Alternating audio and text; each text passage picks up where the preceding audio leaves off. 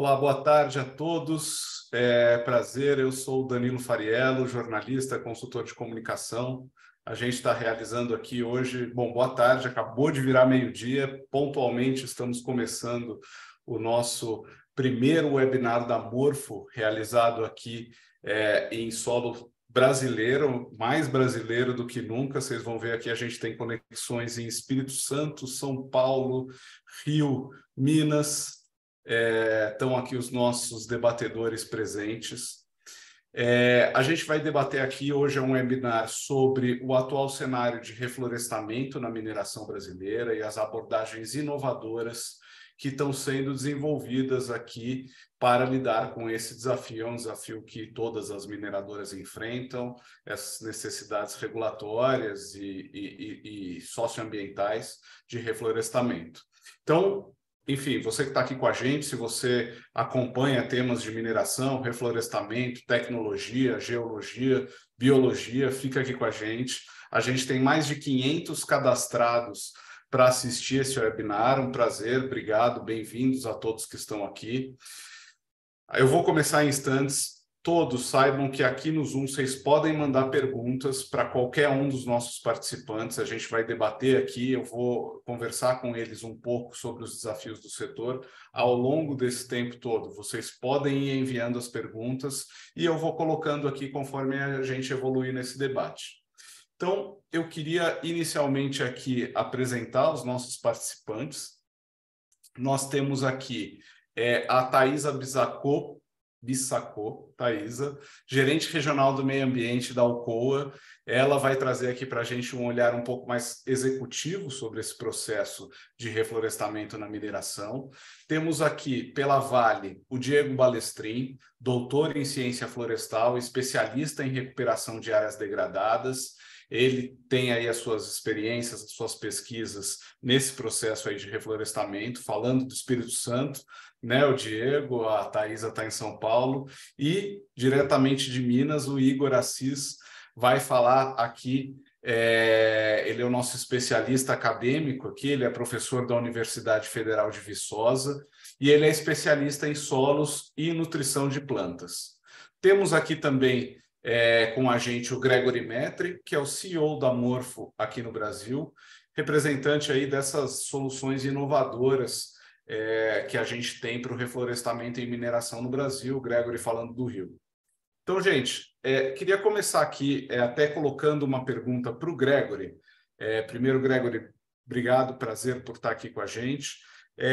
Vocês que têm essa experiência Morfo, né, uma experiência multinacional, né, uma empresa de origem francesa, né, e vocês têm essa experiência em reflorestamento em outros locais do país, do mundo, não só no Brasil, né, Gabão, Guiana Francesa. E você, como CEO aqui no Brasil, eu queria que você colocasse como que tem sido visto esse tema de reflorestamento para a mineração. Qual a relevância desse tema no mundo e especialmente aqui no Brasil? Por favor, Gregory. Gregory, você está no mudo, por favor, o microfone. Obrigado, desculpa. Obrigado, Danilo, pela introdução. Eu queria agradecer primeiro nossos panelistas aí tão qualificados e todos que estão nos assistindo também. Estamos falando de mais de 500 pessoas, então sejam bem-vindos. A ideia é realmente termos uma conversa aberta e opiniões de gente que trabalha no dia a dia nessas questões. Então, o potencial do Brasil é enorme, e eu diria que ele é duplo. Ele é um potencial setorial na área de mineração e um potencial florestal também. E talvez mais do que um grande potencial, eu diria que o Brasil é estratégico nessa área. E não só para o país como um todo, mas para o mundo. O Brasil representa realmente uma grande fatia da área de mineração e o maior ecossistema global também que precisa ser preservado. Então, sim, o Brasil é estratégico, não só para nós na Morfo Brasil, mas eu diria que para o mundo inteiro.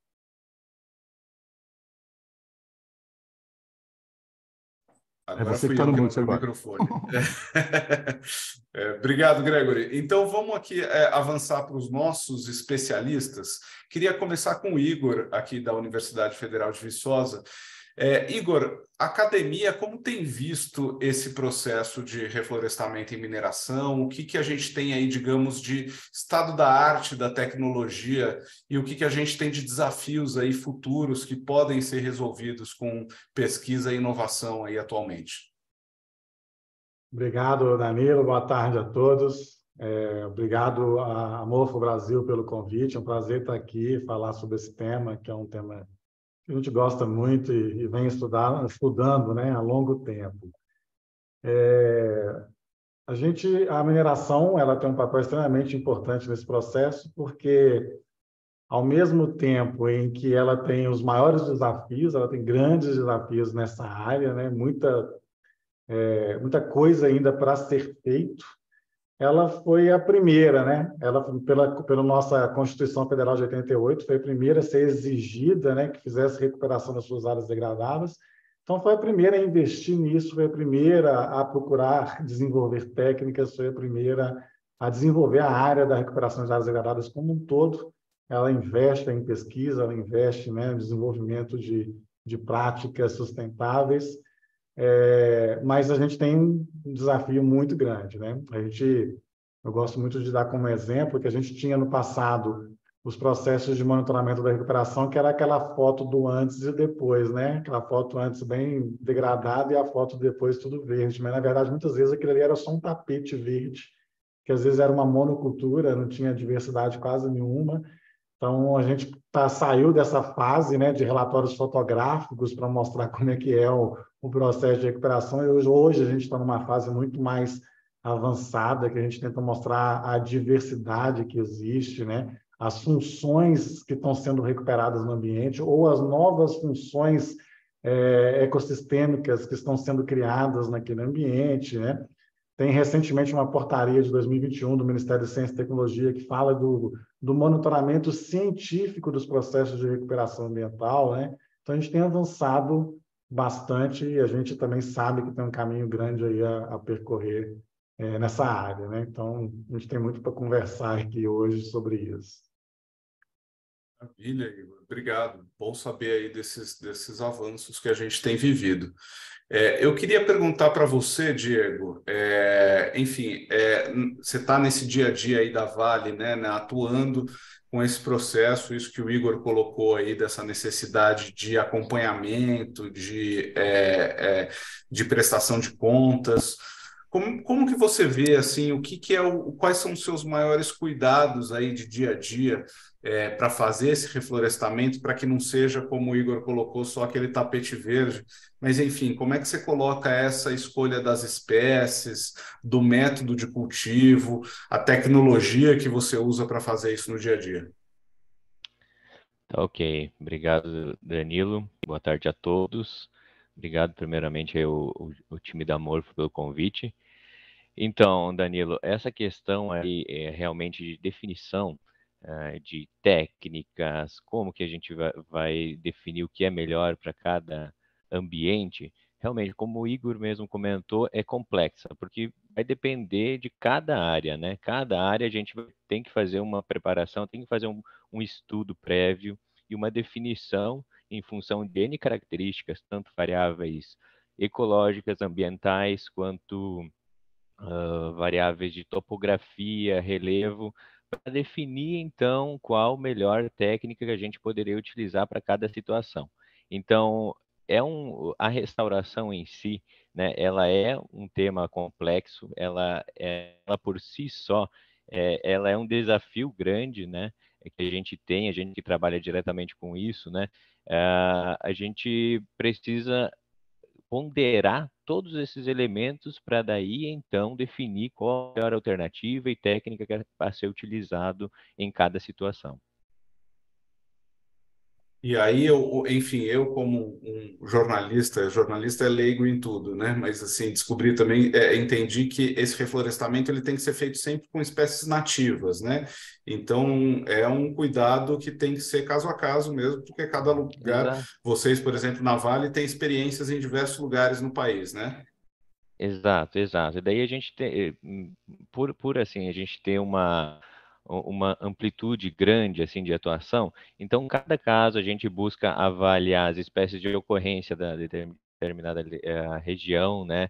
Até por conta de questões também de legislação, né? Que muitas vezes até mesmo os órgãos ambientais eles recomendam a utilização até de espécies que são oriundas da mesma bacia, né? Então a gente busca, tomar sempre esse cuidado de buscar espécies nativas de ocorrência regional e que tenham essa diversidade genética do local, para então que isso daí é um fator a mais, é um fator adicional a mais que a gente não dá uma garantia, mas a gente sabe que tem melhor chances assim de se estabelecer nesse ambiente que vai ser recuperado em função, né, dessas escolhas mais assertivas que a gente tende a definir. Beleza, obrigado, Diego. A gente volta aqui a falar mais à frente. Eu queria chamar aqui, perdão por último, a nossa representante feminina aqui, Thaisa. Você na Alcoa, enfim, a gente queria ter um pouco essa visão sua de negócio mesmo, de gestão em lidar na mineração com reflorestamento. A gente hoje está num mundo que discute muito, né? Necessidades de recuperação de flora, necessidades de investimentos socioambientais. Como é que se vê a perspectiva de reflorestamento? Uma dúvida que eu tinha aqui, por exemplo, eu tenho acompanhado muito questões de crédito de carbono, biodiversidade. O reflorestamento na mineração já pode ser visto também como um negócio, como uma possibilidade de uma área nova, de perspectivas até financeiras, e não só, digamos, ali na rubrica do custo e da necessidade, da obrigação constitucional, até como o Igor colocou? Danilo, obrigada aí pela pergunta e primeiramente agradecer assim, o convite também do time da MOF e a oportunidade de estar aqui, né, com colegas de empresas, de trabalho, do mundo acadêmico. Acho que é sempre muito enriquecedor a gente estar num ambiente como esse. E em relação à sua pergunta, o que eu vejo hoje é que a gente tem aberto um leque muito grande de possibilidades, né? A gente tem que começar pelo atendimento daquilo que é o requisito legal, como o Igor bem trouxe, né? Aquele que é o nosso compromisso legal, trazendo de volta aquele ambiente onde a gente ouve algum impacto para a característica mais próxima possível do que havia antes, devolvendo aí, né, a qualidade de serviços ecossistêmicos que eu tinha ali naquela região, mas eu vejo hoje a oportunidade de você fazer isso gerando valor para o negócio e para as comunidades que atuam ali no entorno. E pensando, inclusive, em áreas onde você pode devolver uma qualidade melhor do que a área que você recebeu, porque nem sempre a mineração ela impacta uma área com mata nativa, né? Ela, às vezes, recebe uma área já antropizada, né, por outros usos, ela vai fazer ali o seu processo de mineração e ela pode fazer ali uma reabilitação, devolvendo usos mais nobres, que podem gerar valor para a própria empresa, como projetos de crédito de carbono ou outros tipos de projeto, como também para as próprias comunidades, em parcerias onde você pode desenvolver alternativas de uso futuro que gerem valor além disso, né? A Alcoa tem estudado assim, a possibilidade de geração de créditos em áreas mantidas pela empresa e que não foram impactadas, tá? Onde a gente pode fazer o incremento florestal e a partir disso está gerando novos créditos, mas também faz a reabilitação de mina, em especial na área de Juruti, com participação ativa da comunidade, tá? Gerando valor agregado também em termos de desenvolvimento local, social e econômico para eles, como também para um processo participativo dentro das nossas áreas. Então, conciliar isso tudo, em especial com adicionais de pesquisa, né, que a gente pode ter dentro dessa área, a gente pode montar aí um tripé de sustentabilidade muito além do que o atendimento único e exclusivamente dos requisitos legais que têm que ser cumpridos. Isso entra já, Thaís, assim, em relatório socioambiental, em dados aí, por exemplo, de contabilidade da empresa, de retorno? Legal. Tudo que é feito pela Alcoa hoje é reportado no Relatório Global de Sustentabilidade, né, que é publicado anualmente. E se vocês entrarem no site da Alcoa Brasil mesmo, a gente tem um linkzinho dentro do viés de sustentabilidade com todos os projetos que são executados e que são destaque dentro dessa característica. E aí o time pode ter mais acesso a exemplos assim, práticos de situações e dados e números, etc. Legal. Obrigado, Thaisa. Bom, você falou aqui, eu queria até insistir em um ponto contigo aqui ainda. Você falou nessa experiência aí com comunidades locais tradicionais, né? Um outro tema que, enfim, a gente sabe o desafio da mineração, a localização da mineração não é o empreendedor que escolhe, né? É de fato a natureza. E aí, enfim, a gente tem experiências de lidar com cuidados necessários aí de lidar com a população local, né? O que você pode trazer um pouco das experiências da própria Alcoa aí, reais no Brasil ou mesmo no mundo, da comunidade local participando desse processo? Vinculando especificamente ao processo de reabilitação, em Juruti, eles utilizam uma técnica de nucleação, né? Então, ou seja, parte dos fragmentos florestais que foram retirados durante a supressão, eles são reaproveitados para fazer os núcleos e montar o banco de sementes da reabilitação, e a partir disso é feito um processo de incremento florestal, com plantio de mudas. Esse plantio ele é feito hoje com mudas produzidas pelas comunidades de entorno, tá, da área da mina, e com participação efetiva desses comunitários. Então, é um projeto onde você tem o vínculo direto de atuação e participação. Existem comitês gestores também, com essas associações que coordenam, né, o uso do território, onde elas acompanham esse processo de reabilitação e monitoramento também. Então, é um processo bem participativo. Como tudo, Danilo, tem oportunidade de melhoria, né? Mas eu vejo já como um processo onde isso é feito de maneira muito interativa, tá?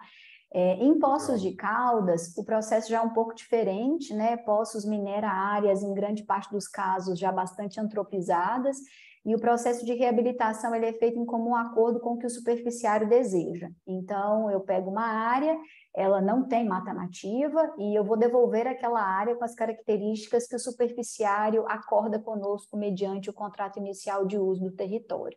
Né? Então, eu não tenho uma comunidade atuando num plantio diretamente, mas eu tenho uma parceria, né, daquilo que vai ser devolvida para eles como uso. Somado a isso, inúmeras outras ideias podem ser tiradas e construídas em comum acordo, né, em especial para quem hoje trabalha e atua na área da Amazônia Legal, com incentivo ao incremento florestal em áreas que não são operadas pelas mineradoras, né? Em como a gente capacitar essas comunidades para que eles possam desenvolver os seus próprios projetos de incremento florestal e aí sim gerar projetos como, por exemplo, de geração de renda, geração de crédito, né? E etc. Existem outros exemplos de outras mineradoras que têm também tentado trazer, né, usos mais nobres para os territórios ou buffers onde eles estão operando, tentando desenvolver outros tipos de cultura e usos, né, para territórios que não tinham nenhum uso efetivo, nem para mineração efetivamente, nem para áreas de infraestrutura, por exemplo. Né? Acho que a gente tem grandes exemplos aí, não da Alcoa, mas eu gosto sempre de ressaltar assim, o trabalho que o grupo Votorantim faz, o Reservas Votorantim, né? Trazendo aí exemplos do Legado das Águas, Legado do Cerrado. A gente tem um trabalho que eles têm lançado também dentro do Vazantes Mineiras, que eu acho que são exemplos assim que podem trazer mais fluidez para quem está assistindo também, e exemplos práticos de como a gente pode adicionar valor consociando tudo isso. E que é um aprendizado conjunto para nós que estamos no mesmo segmento, tá? Sim. Legal, Thaisa. Bom, esses exemplos que você colocou aí, enfim, é impossível não passar para o Diego aqui agora também. A gente sabe, né, que as atuações da Vale aqui no Brasil, enfim, lida com comunidades tradicionais aí, indígenas, Amazônia Legal, como você colocou também. Diego, fica à vontade de trazer para a gente aqui alguns exemplos também de como vocês estão atuando. E aí, nesses lugares aí diferentes de Poços de Caldas, né, a gente tem áreas bastante remotas aí, né, com uma dificuldade de acesso também. Conta para a gente um pouco aí dessas experiências que vocês têm desenvolvido aí com comunidades e nessas áreas mais remotas. Ok. Danilo, é muito interessante, né, essa troca de experiências, esse bate-papo, porque, como a Thaisa comentou aí, dessas experiências mesmo que a gente tem, a gente como empresa, né, a gente vê que realmente é somando esforços, né, que a gente alcança um resultado bacana, que a gente consegue dar escala na restauração ou na recuperação que seja, né? Então, por isso que eu ressalto aqui que é muito importante, né, essas parcerias, ações conjuntas entre várias entidades ou mais, pode ser governamental, não governamental, não importa, né? Eu acho que isso é extremamente fundamental para a gente avançar e dar escala nesse processo de restauração e de recuperação. Um exemplo disso que eu posso dar, a gente tem nossas metas aqui, bem ambiciosas, até de recuperação e proteção de mais de 500 mil hectares, né, 400 mil de proteção, mais 100 mil de recuperação, além de outras iniciativas que estão sendo desenvolvidas em parceria com outras instituições. Então, assim, eu acho que é esse o caminho que a gente tem que andar, né, em prol da recuperação e proteção das áreas, tá? A gente tem ações que eu posso citar aqui, desde a meta de recuperação nossa, que eu citei de 100 mil, por exemplo, que a gente atua ou trabalha em conjunto com comunidades tradicionais, no modelo de recuperação através de sistemas agroflorestais, né? Isso na região amazônica do Pará. Então, assim, esse envolvimento é fundamental, com certeza, Danilo, porque ele agrega não só o quesito ambiental na recuperação, mas o social também, né? E a gente sabe que sem as pessoas, sem a gente ter o comprometimento, o engajamento das pessoas ou de comunidades no processo de restauração, ela não acontece. Ou pode até acontecer, mas ela se torna mais morosa, mais dificultosa, né, ao longo do processo. A gente pode ter outros problemas, por exemplo, a questão de manutenção e manutenção das áreas. Então, essa questão social realmente é importantíssima e tem que ser levada em consideração nos projetos de recuperação, justamente por todos esses benefícios que elas trazem, né? E claro, as consequências positivas, digamos assim, como os créditos de biodiversidade, créditos de carbono, isso são consequências, né, que podem ser aproveitadas, mas ressalto aí realmente a importância do que a Thaisa comentou. Essa questão social, ela é fundamental em todo o processo, tá? Obrigado, Diego. Gregory, queria passar para você, enfim, o Diego e a Thaisa colocaram aí algumas experiências e também algumas dores e oportunidades de melhoria e de avanço aí nesse processo, né? O que você tem visto aí, pesquisado, desenvolvido, implementado para encaminhar, endereçar algumas dessas dores que eles colocam aí nesse processo? Olha, Danilo, na verdade, em primeira mão, eu queria dizer que eu estou 100% de acordo com o que a Thaisa e o Diego falaram, ou seja, eu vou pegar os dois ganchos, dizendo primeiro que realmente é um problema global, e no Brasil ele precisa envolver todas as comunidades, e eu concordo com o Diego para dizer que é só assim que a gente vai conseguir, na verdade, superar o desafio que temos pela frente. E a Morfo é mais um nesse ecossistema, vamos dizer assim, para ajudar. O que a gente pode trazer justamente, na verdade, é somar com aquilo que já existe e, pela tecnologia que a gente desenvolveu, dar uma escala maior justamente a esse processo de recuperação e de restauração. Estamos bem atrasados, se a gente for ver numa linha do tempo, a gente sabe quais são as consequências climáticas justamente do desmatamento, e estamos correndo atrás de uma recuperação. Então, a Morfo desenvolveu certas tecnologias que permitem multiplicar, vamos dizer assim, os esforços que já existem, e isso é muito importante colocar, a gente não somos os primeiros, longe disso, o ecossistema brasileiro já é bem estruturado nessa área de restauração, mas a gente é mais um e trazemos justamente uma tecnologia que permite fazer muito mais em menos tempo. e a gente acha que, nesse sentido, a gente pode ser justamente um parceiro interessante em todos esses projetos. Obrigado, Gregory. Antes de passar para o Igor, eu queria reforçar para o pessoal que está assistindo que podem mandar aí no chat as suas perguntas. Eu vou colocar, eu vi que perguntas já chegaram, vocês ficam à vontade aí para a gente poder tirar essas dúvidas aí e avançar na discussão aqui com o pessoal. Igor, queria voltar contigo na questão que eles colocaram aí também sobre essa questão de floresta nativa e a dificuldade de saber o que é melhor, como é que é o cuidado que tem que ser feito. A gente sabe que, por exemplo, tem regras para reflorestamento, mas isso pode ser feito de diversas formas. A gente tem aí processos e dificuldades de prestação de contas, até de elaboração de relatórios, acompanhamentos, e a gente sabe que existe também hoje tecnologias bastante sofisticadas para se acompanhar o que está acontecendo na região, né? Mapeamentos. Como que você vê a necessidade do Brasil e, enfim, as empresas que atuam aqui avançarem nesses processos para que, enfim, metas, a gente consiga ter mensuração, consiga ter objetivos, metas e acompanhá-las ao longo do tempo? Perfeito. Eu acho que primeiro é conhecer o ambiente que você está trabalhando, onde você está pisando, onde você está fazendo o seu trabalho, né? Eu gosto muito de falar isso, que as pessoas estão acostumadas a olhar o solo só acima do solo, né? E as pessoas não conhecem abaixo do solo.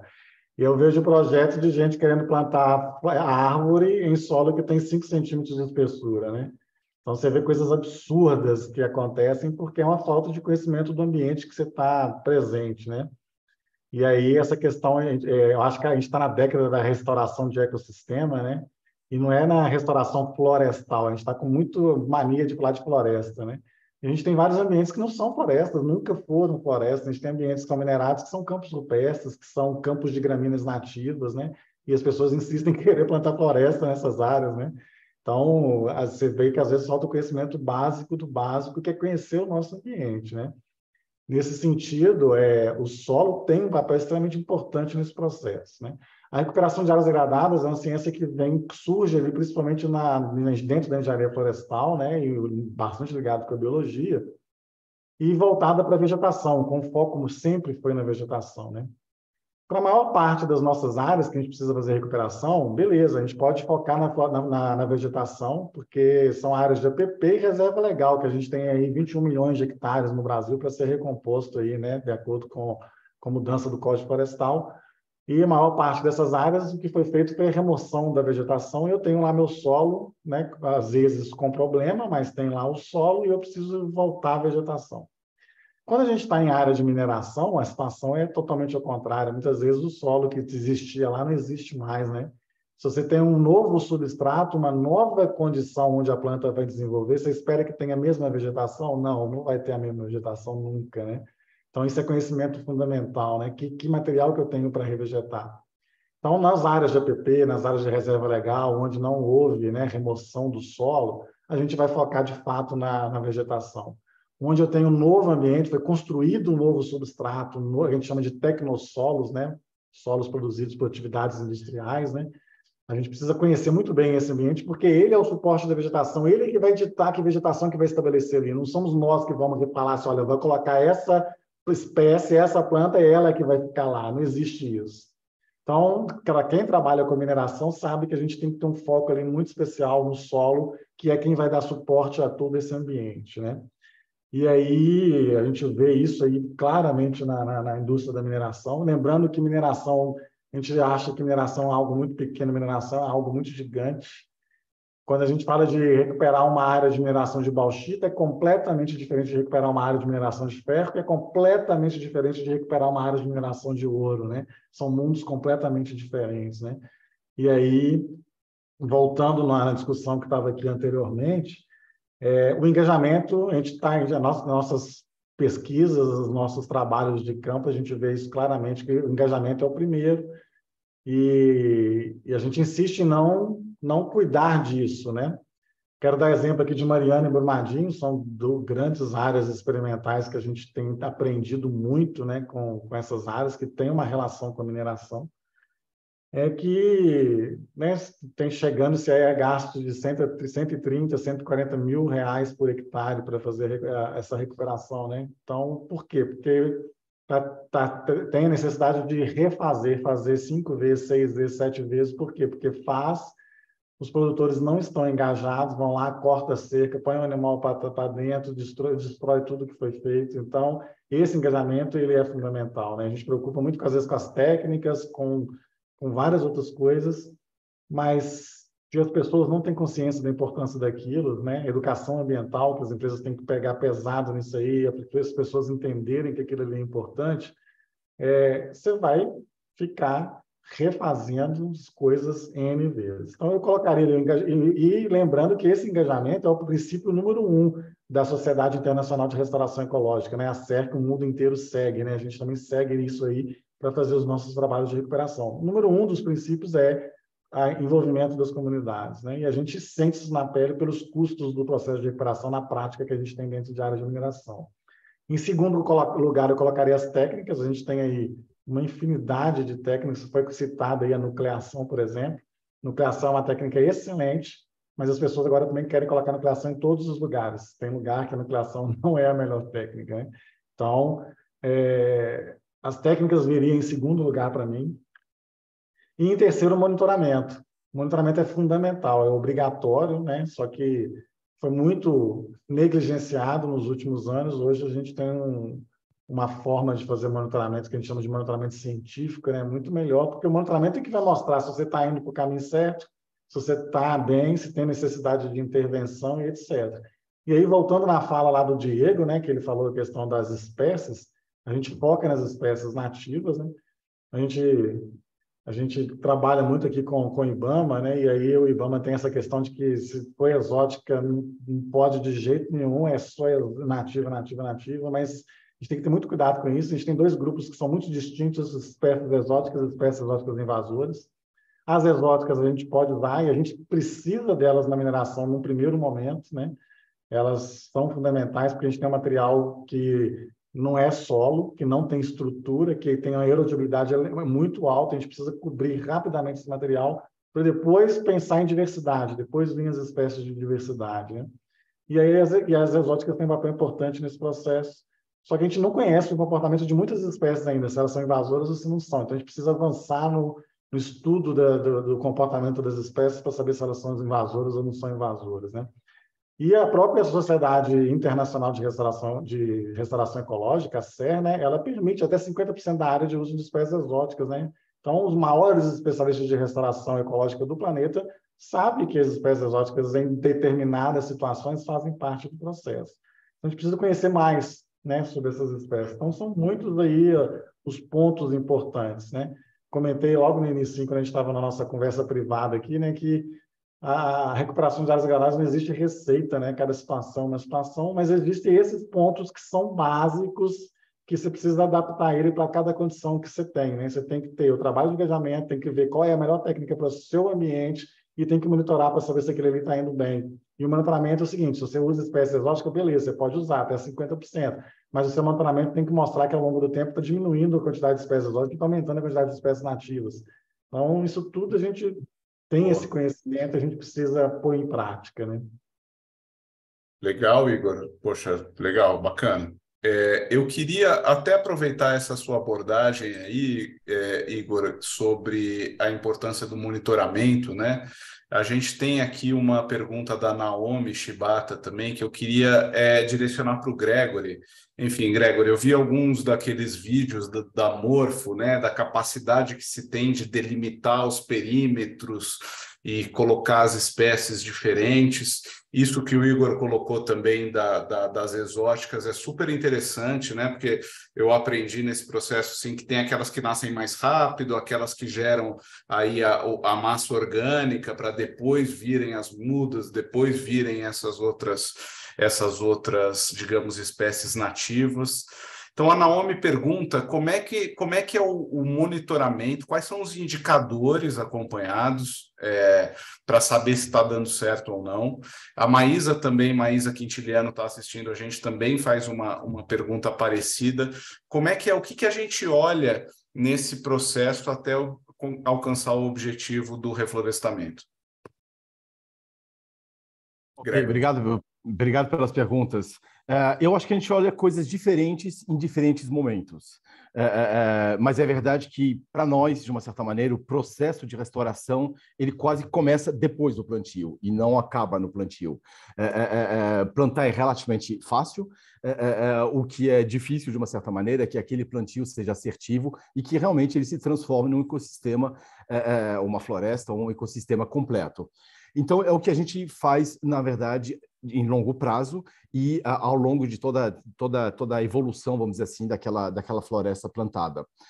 Inicialmente, eu diria que o monitoramento ele está aí para enxergar eventuais problemas e poder reagir muito rápido. A gente faz a cada ciclo de monitoramento uma visita em campo, onde a gente analisa não só os solos, a biodiversidade, os recursos hídricos, mas também, claro, a evolução, vamos dizer assim, daquilo que foi plantado. E a gente continua esse monitoramento anualmente com dados tecnológicos de satélite para poder visualizar que aquela floresta está adquirindo a maturidade que a gente tinha previsto. Então, no primeiro tempo, resolver problema. No segundo tempo, acompanhar justamente essa maturidade. E uma floresta, um ecossistema, ele não se desenvolve em semanas ou meses, ele se desenvolve em vários anos.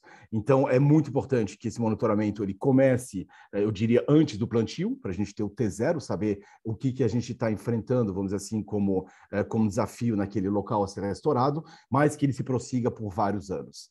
E eu diria que a tecnologia nos ajuda nesse sentido, com drones, com satélites, com vários tipos de espectros, vamos dizer assim, de visualização, a entender melhor justamente como está evoluindo aquela área que foi restaurada.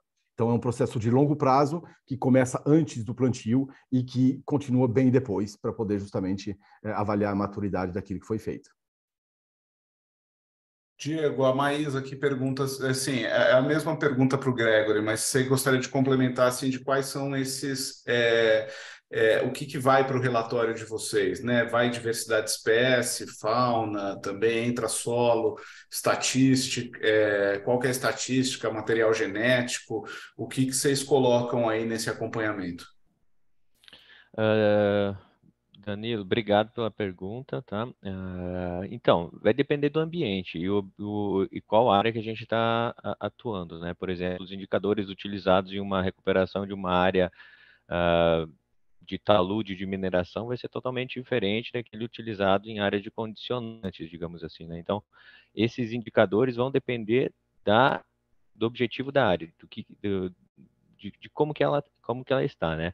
Mas assim, o básico do básico que a gente utiliza no geral, né? A diversidade de espécies, né? A cobertura do solo, né? Questões também edáficas do solo, né? Como que o Igor bem comentou, e até estava brincando aqui hoje mesmo, brincando não, tá falando com um colega meu de trabalho agora na manhã, ele estava comentando comigo sobre os inventários florestais que a gente vem fazendo aqui ao longo do território aqui da Mata Atlântica, né? Como o solo influencia no estabelecimento da vegetação. Não precisa, muitas vezes é só estudar, só analisar o ambiente que, por questões de solo mesmo ou até climáticas, se tem um estabelecimento totalmente diferente de vegetação em função desses parâmetros, né? Então, um complemento que eu daria nessa questão aí de que o Igor comentou até do que avaliar, é uma avaliação de paisagem, digamos assim, antes de entrar em si com o processo de recuperação, né? Porque a gente conhecendo a nossa paisagem, a matriz existente, se ela é uma matriz florestal, né, com presença de inúmeros fragmentos florestais, ou se ela é uma matriz agrícola, ou uma matriz que tenha uma questão mais urbana envolvida, então a técnica a ser utilizada vai ser totalmente diferente. Tá? Então, realmente, essas questões são importantes de serem abordadas, sim, né, e influenciam diretamente em todo o processo. Legal, obrigado, Diego. Veio uma pergunta aqui para a Thaisa, que é a seguinte, Thaisa, o pessoal se interessou pelo sua explanação aí sobre Juruti. E aí até uma questão que eu já vi da Morfo também, e o Igor pode colocar também, estão perguntando aqui como que é essa parceria de empresas e comunidades e agricultores em Juruti.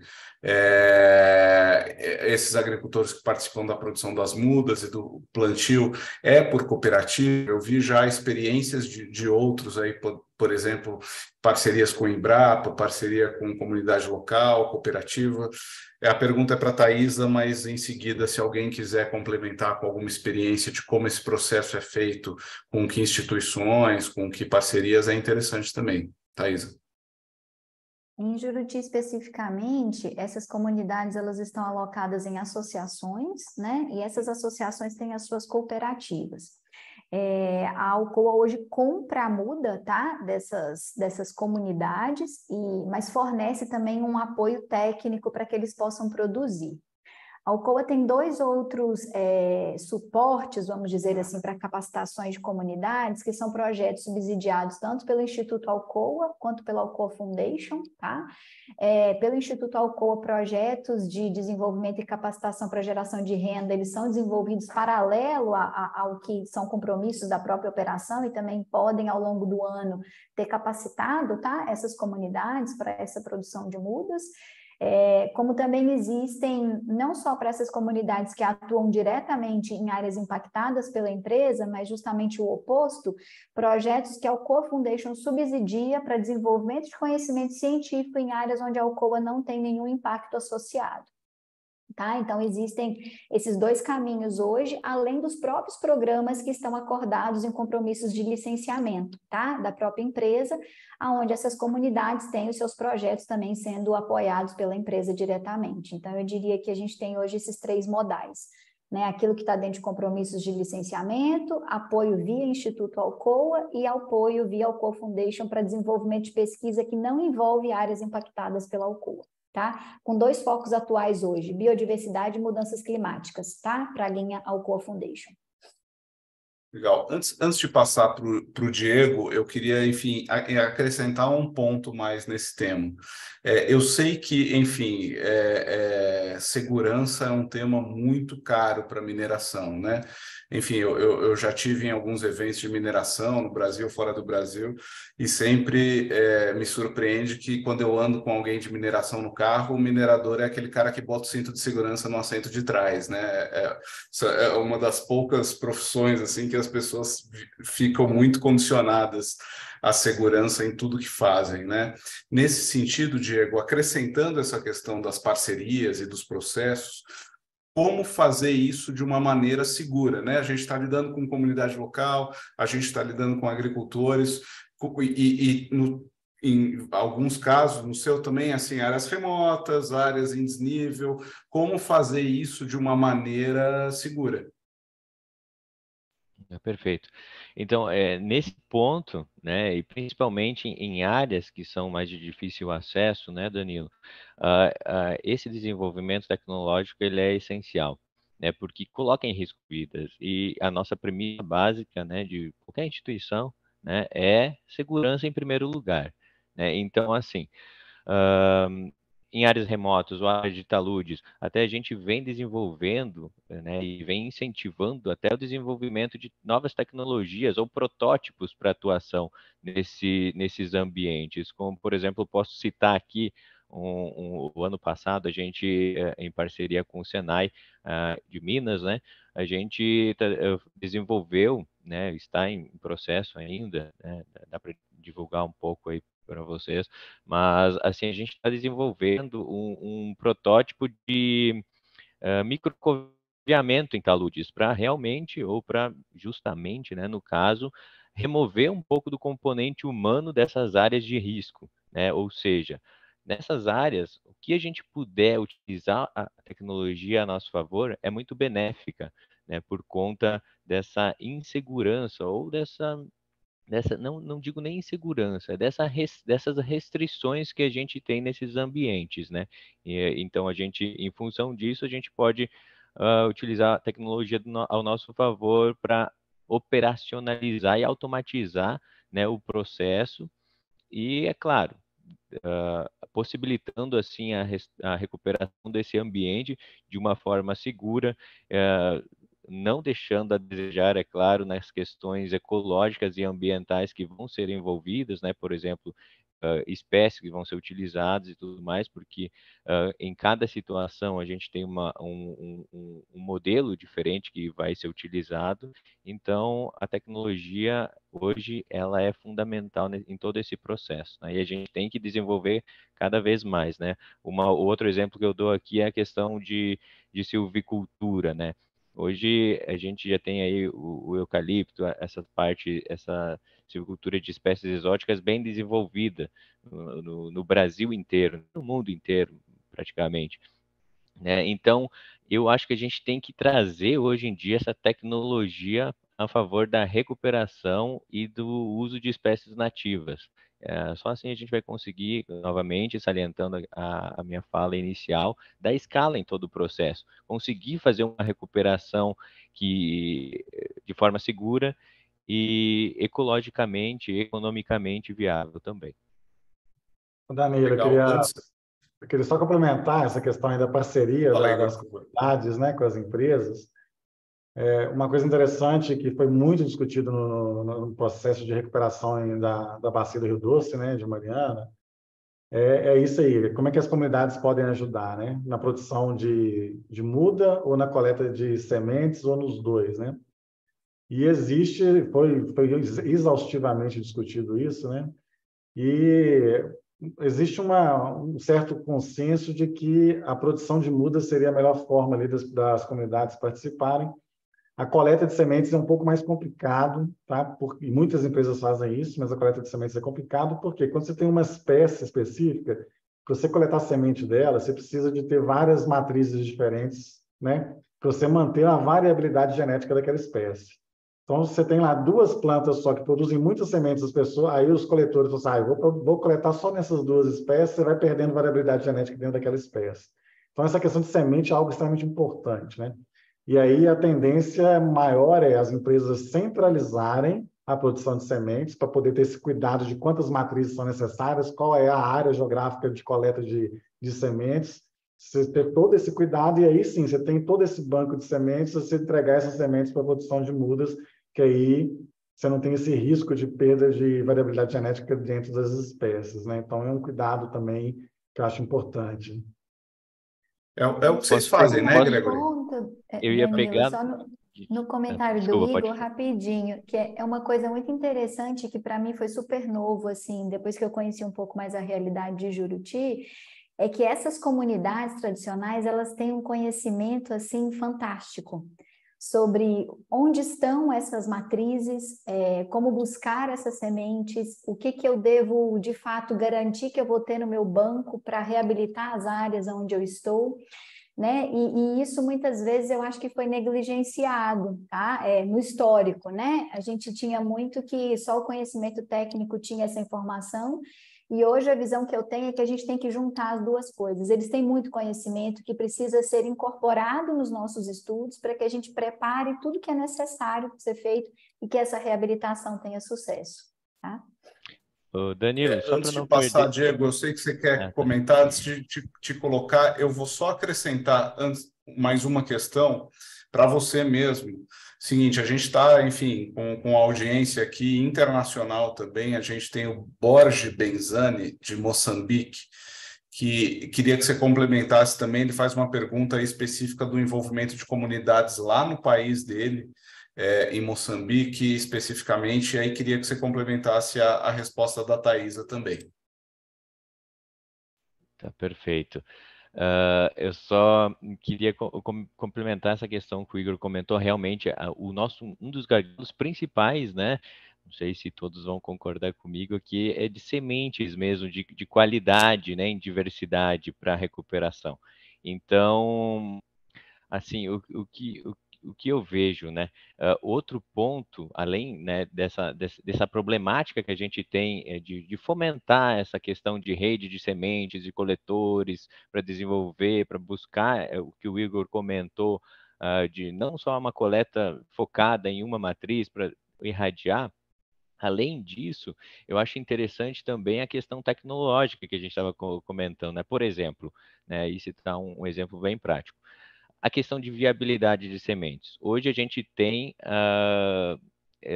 não, hoje não, né? A gente tem sementes aí com várias características, ortodoxas, recalcitrantes, que tem um período de viabilidade muito variável. Então, falta, eu acho, hoje no mercado, também no mercado, e não, isso daí eu acho que é um problema mundial, né? Até mesmo laboratórios para validarem uma viabilidade de sementes, porque nada adianta ou não adianta eu focar em recuperação utilizando sementes que tenham problemas de viabilidade. Daí muitas vezes eu vou estar dizendo, teoricamente, que meu custo de restauração ou de recuperação está altíssimo, sem saber aonde está o meu problema. O meu problema muitas vezes pode estar na semente que eu estou utilizando para essa recuperação, né? O problema pode estar lá na base. Então, eu acho fundamental esse estudo, né, essa viabilização, essa, essa melhoria estrutural antes de tudo, né? Porque a gente tem que ter certeza do material que a gente está utilizando, tá? E a questão de envolvimento de comunidades em Moçambique, eu vou ficar um pouco aqui na, com dúvidas para responder o meu amigo, porque realmente eu não tenho o conhecimento que eu gostaria de ter naquele país, tá? Mas eu vou buscar aqui verificar como está essa questão e posso retornar, tá bom? Fico A devendo gente essa. organiza, a gente organiza e manda para ele, Diego, Tá tranquilo. A perfeito, gente perfeito. estava com foco no Brasil aqui, mas aí a Isso, gente isso, pega com você e envia para ele depois. perfeito. Gregory, enfim, o Diego falou muito sobre sementes aí, a Thaisa falou muito sobre necessidades de tecnologia, o Igor falou muito sobre solo. Eu queria que você comentasse aí essa combinação e essa preocupação aí com o ecossistema para a gente, como que a gente pode desenvolver melhor aí e aumentar a eficiência desse processo. Não, perfeito. Eu vou acrescentar uma dimensão, vamos dizer assim, nessa ajuda da comunidade, que é a proximidade. Algumas anedotas aí, a gente fez vários projetos na Bahia, por exemplo, ao entorno do Parque Nacional do Pau-Brasil, e conhecemos, na verdade, comunidades de coletores, que, na verdade, nem eram coletores de fato em tempo integral, e a grande preocupação deles, na verdade, o maior freio para que eles atuassem era justamente a regularidade da renda oriunda justamente da coleta de sementes. Eu acho que uma pequena frase me marcou muito, na verdade, nesse encontro com o Crispim, que é um dos coletores com quem a gente tem uma proximidade muito grande, é ele me dizer, olha, Gregory, eu vejo a semente, se eu não tenho para quem vender, eu não vou tirar da natureza. Ali ela tem uso, ou seja, ou para virar uma árvore, ou para ser justamente um alimento para algum animal. Então, eu diria que essa proximidade dessas comunidades e dar-lhes não só ferramentas, mas continuidade justamente de trabalho, de recursos, é um dos pontos fundamentais para a gente ter um pool, vamos dizer assim, uma rede real de coletores de sementes que, na prática, pode justamente fornecer todos os projetos de restauração no Brasil. Então, eu acho que essa proximidade é muito importante. A maioria das vezes, esses coletores vivem no mundo informal, você precisa inserir justamente essas pessoas dentro desse mercado sem descaracterizar, vamos dizer assim, aquilo que eles fazem no dia a dia. E retomando justamente, eu acho que sobre essa parte de conhecimento, realmente é estupendo como o olhar, na verdade, do coletor de semente não é o mesmo do que a gente. A gente talvez seja acostumado a reconhecer, sei lá, um prédio de um outro, se é vidro, se não é vidro. Eles reconhecem, na verdade, à distância, árvores que você não enxerga, na verdade, dentro de uma floresta. Então, o conhecimento é muito importante, e é muito importante que a gente preserve justamente esse conhecimento, dando viabilidade a esses trabalhos, a essas atividades de coleta de semente. Perfeito, Gregory. Bom, falar em conhecimento, Igor, nosso professor aqui. Igor, eu queria, a gente está caminhando aqui para os nossos últimos 5 minutos, eu queria te fazer uma pergunta que veio aqui do Vicente Souza, ele pergunta se há conhecimento algum empreendimento utilizando a técnica do tecnossolo. E queria já abrir para você, Igor, para suas considerações finais aí, tendo em vista aí o nosso tempo. Tá joia.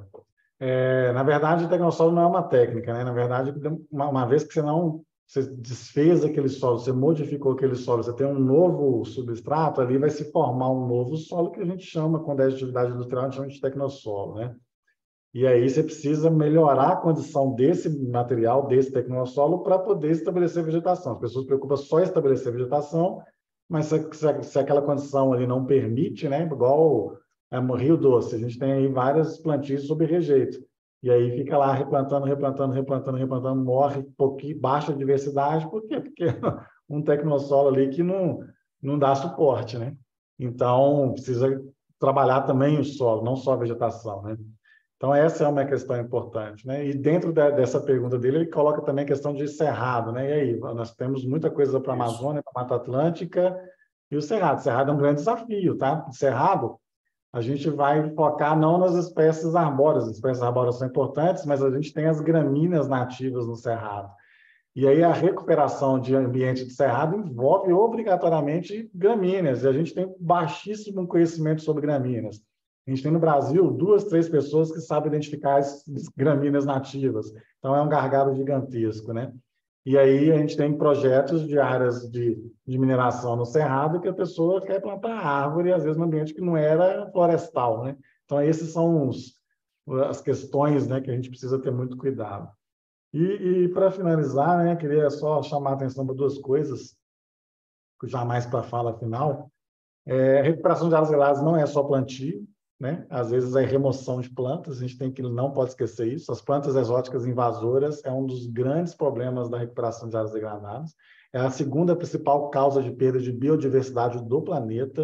Então, a gente vai em muita área de mineração que vê lá leucena, vê umas espécies, acácia manja, acácia lacerice, vê umas espécies que são altamente prejudiciais ao processo de recuperação, e elas já grandes, elas têm que ser combatidas logo na fase inicial, né, de estabelecimento delas. Então, muitas vezes, o maior esforço para fazer a recuperação, restauração de uma área minerada é remover planta, não é colocar planta, né? E a gente não vê isso muitas vezes acontecendo. E segundo de novo, né? Vou fechar aqui, eu iniciei com o solo e vou fechar com o solo, né? O solo tem um papel importante nesse processo, vou chamar de novo a atenção, principalmente em área de mineração, e lembrando que o solo é um grande dreno de carbono, né? A gente esquece, mas a gente tem mais carbono no solo do que na atmosfera e na vegetação juntos. Tá? Um grande compartimento de carbono que a gente consegue manejar no ambiente é o solo. O maior compartimento de carbono disparado no planeta é o oceano profundo, que a gente não tem como mexer. O segundo é o solo, o terceiro é a atmosfera, o quarto é a vegetação. Não que a vegetação seja menos importante, mas o solo é um grande dreno de carbono. Quando você faz um bom manejo da área, você consegue tirar muito carbono da atmosfera e colocar isso no ambiente como matéria orgânica de solo. E se o solo é mal manejado, é o contrário, ele é fonte de carbono. Mais facilmente esse carbono vai para a atmosfera. Então, a gente não preocupa só com o carbono da vegetação, não. O carbono do solo é uma quantidade muito maior do que tem na vegetação. Perfeito, Igor. Obrigado pela sua participação. Thaisa, queria que você colocasse aí suas colocações finais para a gente, aí essa preocupação, essa visão aí do Brasil mesmo, aí nessa discussão, como é que a gente pode endereçar essas questões ou avançar mais aqui no Brasil. Danilo, assim, para fechar, eu acho que pincelando um pouquinho do que todo mundo trouxe e com uma visão mais do executivo, né, assim, eu diria que a gente precisa abrir a cabeça, né, os líderes, eles têm que ter um mindset aberto à tecnologia, inovação, a trabalhar em conjunto, né, a gente não pode, no ano atual, pensar que, assim, eu sou detentor do conhecimento e eu não vou compartilhar isso, mesmo que seja com o meu concorrente, né. Eu acho que o sucesso para a gente avançar nisso é a gente trabalhar em conjunto, tá? Com a academia, iniciativa privada, iniciativa pública e especialmente com os hubs de inovação, né? É essencial que a gente esteja cada dia se reinventando para trazer novos conhecimentos e novas tecnologias para avançar dentro desse processo, sempre considerando o tripézinho aí da sustentabilidade. Bom, e assim, de novo, obrigada pelo convite e por tudo que eu aprendi aqui hoje também, porque para mim foi um grande ensinamento. Obrigado, Thaisa. Diego, suas considerações aí para a gente. Perfeito. Não, realmente, pessoal, o Igor e a Thaisa comentaram bem tecnicamente, né, o que a gente, da área de recuperação, área ambiental, né, almeja, né, e busca para o futuro realmente, e um pouco um adendo, né, um adicional a isso daí, eu acho que falta um pouco a gente quebrar alguns paradigmas que já estão estabelecidos, né, no que tange a recuperação. Por exemplo, né, hoje em dia, o que muitas vezes a gente vê é um engessamento, até mesmo de quem vai avaliar e tudo mais, por direcionar muitas vezes, ou por não entender, ou não compreender a complexidade do processo de recuperação, direcionar ou direcionar mesmo as ações para, por exemplo, a recuperação como um simples plantio de áreas, né? E é isso que o Igor vem comentando também, que eu saliento. Ela não é uma tarefa fácil. Isso daí a recuperação é um grande desafio e não pode ser simplificada exatamente nisso, né, no plantio de árvores. A gente pode abrir para várias outras técnicas, pode conciliar várias outras técnicas em conjunto para obter um melhor resultado. Então, eu acho interessante essa quebra de paradigma para a gente começar a mostrar que isso é possível, dar escala em todo esse processo, como eu comentei inicialmente, essa escala só vai ser possível somando esforços, né? A gente tem metas aí, a gente vê hoje em dia várias empresas inclusive a Vale, aí, fazendo metas de astrondosas de recuperação. Então, eu acho que isso, somado a outras empresas, outras iniciativas, outras entidades, vai alavancar muito esse processo de recuperação em nível global. Então, eu espero mesmo que cada vez mais surjam mais alternativas, mais iniciativas para a gente conseguir dar escala e fazer o processo de maneira complexa e efetiva, né, para a recuperação desses ambientes degradados, que no Brasil, né, são a área degradada, né, é astrondosa, né? Então, seria isso. Obrigado novamente aí, à equipe Morfo pelo convite e todos os ouvintes e participantes aí. Obrigado, Diego. Gregory, antes de passar para você, para a gente encerrar, eu queria aqui, enfim, agradecer todos que tiveram com a gente aqui até agora. Foram mais de 500 inscritos aí para participar e acompanhar esse nosso webinar. Queria agradecer especialmente aqueles que mandaram perguntas. Enfim, a gente teve perguntas do Brasil, do exterior, perguntas aqui bastante relevantes para o nosso debate. Queria convidar vocês para, enfim, mais interesses sobre o nosso tema, sobre essas discussões que a gente trouxe aqui. Acabaram de colocar aí no chat um link para se inscreverem na nossa newsletter, receber atualizações sobre os nossos temas, sobre esses temas relevantes que a gente vem discutindo e colocando aqui para vocês. Então, bom, Gregory, a gente teve aqui, eu achei interessante essa colocação aí última do Diego, da Thaisa, do Igor, que, enfim, eles colocam de uma certa forma que a gente precisa de tecnologia e gente, né? De uma certa...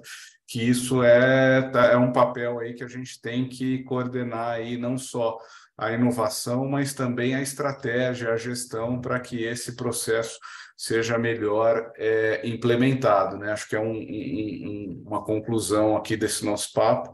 E queria colocar para você, enfim, fazer as nossas considerações finais aí, à vontade aí para encerrar o nosso webinar. Obrigado, Danilo. Enfim, primeiro, obrigado, Thaisa, Igor e Diego, pela presença. Obrigado pela presença de todos. Eu espero que vocês tenham aprendido alguma coisa do outro lado e curtido justamente esse modelo. Eu acho que a nota final é a mesma do que todos. Todos somos conscientes do grande desafio que temos pela frente. E, ao mesmo tempo, eu acho que todos transparecem também bastante otimismo, no sentido em que pessoas diferentes, com background diferentes, até com responsabilidades diferentes, têm consciência de que precisam trabalhar juntas para a gente poder atender esses desafios. E eu acho que, com isso, na verdade, nada vai poder nos parar. Esse é mais ou menos também a posição da Morfo, ou seja, fazer o que estiver em seu poder para poder justamente colocar uma pedra a mais nesse edifício de restauração em conjunto com todos os envolvidos, que já são muitos. Então, obrigado a todos mais uma vez. Obrigado, Gregory. Faltou um recadinho aqui, então, quando vocês desconectarem aqui do Zoom, vai ter uma pesquisa aí de satisfação, de compreensão. Eu acho que nesse papo nosso aqui já deu para ver temas de interesse aí que a gente pode aprofundar no próximo webinar, né? A gente falou muito de comunidade local, a gente falou muito sobre solo, a gente falou muito sobre temas aqui e, enfim, acompanhem a gente aí, assinem a newsletter e fiquem conosco aí. Muito obrigado. Obrigado, gente. Obrigado a Obrigada, todos. pessoal. Obrigado, Tchau, tchau. pessoal. Até mais. Tchau, Tchau, tchau. tchau. Obrigado.